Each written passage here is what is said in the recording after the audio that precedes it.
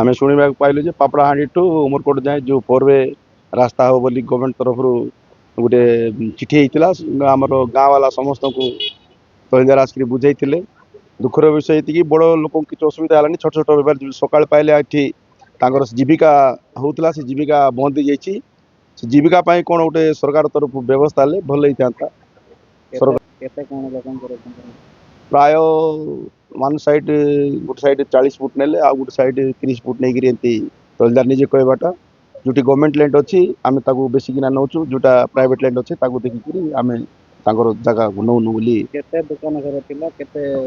पाखापाखि गोटे 100टा दुकान भांगी जोटा कि अल्प छोट बेपारी जे कि सकाळ पाइले पेट पोषे से बेपार रे सेंती लोकर प्राय समस्त दुकान भांगी बड़ दुकान को कौन असुविधा नहीं मात्र छोट बेपार बहुत असुविधा जे कि सकाळ पाइले ताई बंचित सकाଳେ धंदा कले संध्यारे खाइबा लोक सेंती लोकर बहुत किसी असुविधा होती से लोक मानक किसी सरकार व्यवस्था भल होता।